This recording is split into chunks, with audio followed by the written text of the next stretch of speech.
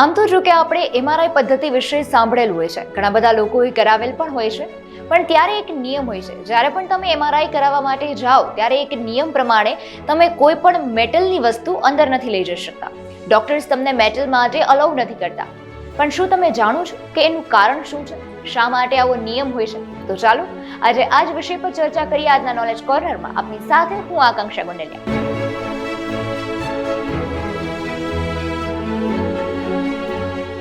MRI સિસ્ટમનું શક્તિશાળી ચુંબકીય ક્ષેત્ર અમુક ધાતુઓ એટલે કે લોખંડ જેવી ફેરોમેગ્નેટિક તરીકે જાણીતી ધાતુઓમાંથી બનેલી વસ્તુઓને આકર્ષી શકે છે અને તેમને અચાનક અને ખૂબ જ ફોર્સ સાથે ખેંચી શકે છે.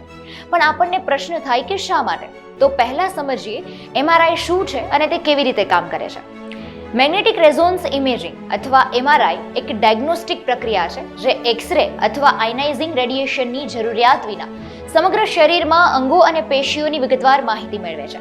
તેના બદલે એમઆરઆઈ શક્તિશાળી ચુંબકીય ક્ષેત્ર, રેડિયો તરંગો અને ઝડપથી બદલાતા ચુંબકીય ક્ષેત્રો અને કમ્પ્યુટરનો ઉપયોગ કરીને ઇમેજો બનાવવા માટે કામ કરે છે અને જે દર્શાવે છે કે ઈજા, રોગોની પ્રક્રિયા અથવા તો અસામાન્ય સ્થિતિ હાજર છે કે કેમ. એમઆરઆઈ એ મોટી સંખ્યામાં સંભવિત સમસ્યાઓ અથવા શરીરની વિવિધ ભાગોને અસર કરી શકે તેવી અસામાન્ય પરિસ્થિતિઓનું નિદાન કરવા માટેની પસંદગીની સૌપ્રથમ પ્રક્રિયા છે. સામાન્ય રીતે એમઆરઆઈ એવા ચિત્રો બનાવે છે જે સ્વસ્થ અને બિન આરોગ્યપ્રદ અથવા અસામાન્ય પેશીઓ વચ્ચેનો તફાવત બતાવી શકે. ચિકિત્સકો મગજ, કરોડરજ્જુ, સાંધા, પેટ, પેલ્વિક પ્રદેશ, સ્તન, રક્તવાહિનીઓ, હૃદય અને શરીરના અન્ય ભાગોની તપાસ કરવા માટે એમઆરઆઈનો ખાસ ઉપયોગ કરાય છે. એમઆરઆઈ આપણા શરીર માટે કેટલું સલામત છે? સામાન્ય રીતે ખૂબ જ સલામત છે, પરંતુ જો તમને કિડનીની ગંભીર બીમારી હોય તો ડાય સમસ્યાઓનું કારણ બની શકે છે. તે કિસ્સામાં તમે ગેડોલિનિયમ સાથે બનેલ તે રંગ મેળવી શકતા નથી. ભાગ્યે જ કિડનીની બીમારી ધરાવતા લોકોમાં રંગને નેફ્રોજેનિક સિસ્ટેમેટિક ફાઇબ્રોસિસ કહેવામાં આવે છે. નેફ્રોજેનિક પ્રણાલીગત ફાઇબ્રોસિસ એટલે કે NSF એક પ્રગતિશીલ મલ્ટી ઓર્ગન ફાઇબ્રોસિંગ સ્થિતિ છે જે મુખ્યત્વે મેગ્નેટિક રેઝોનન્સ ઇમેજિંગ એટલે કે એમઆરઆઈ માટે ઉપયોગમાં લેવાતા ગેડોલિનિયમ આધારિત કોન્ટ્રાસ્ટ એજન્ટ GBCS ના દર્દીઓના સંપર્કમાં આવવાથી થાય છે.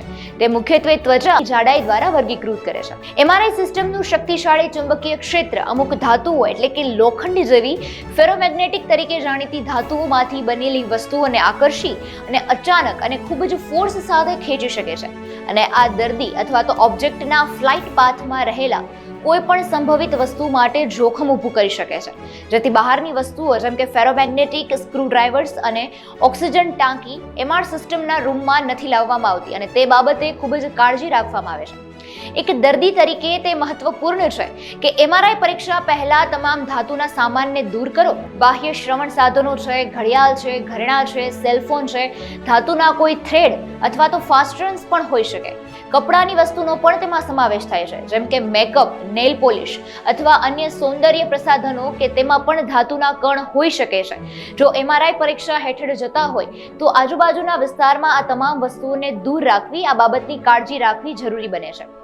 કપડાની વિવિધ વસ્તુઓ જેમ કે એથ્લેટિક્સ વસ્ત્રો, દાખલા તરીકે યોગા પેન્ટ, શર્ટ વગેરે, મોજા, કોસ અને અન્ય ધાતુના દોરાઓ અથવા તો ધાતુ આધારિત એન્ટીબેક્ટેરિયલ સંયોજન પણ હોઈ શકે, તે પણ જોખમ ઊભું કરી શકે છે. આ વસ્તુઓ એમઆરઆઈ દરમિયાન દર્દીને ગરમ કરી શકે છે અને તે બળી પણ શકે છે. એમઆરઆઈ સુવિધાઓમાં સામાન્ય રીતે દર્દીઓને એમઆરઆઈ કરાવતા પહેલા કપડાની તમામ સંભવિત સમસ્યારૂપ વસ્તુઓ દૂર કરવાની જરૂર પડે છે.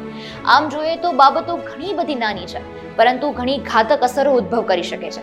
માટે જ એમઆરઆઈ કરાવતી વખતે હવે એ ધ્યાન રાખવું કે કોઈ પણ નાનાથી નાની વસ્તુ ધાતુની પણ તમારા માટે શસ્ત્ર સમાન સાબિત થઈ શકે છે. આજનું નોલેજ કોર્નર આપને કેવું લાગ્યું કમેન્ટમાં જણાવશો. હાલના વિષયમાં બસ આટલું. ફરી મળીશું આવા જ અવનવા વિષયો સાથે. હવે મને રજા આપશો. નમસ્કાર.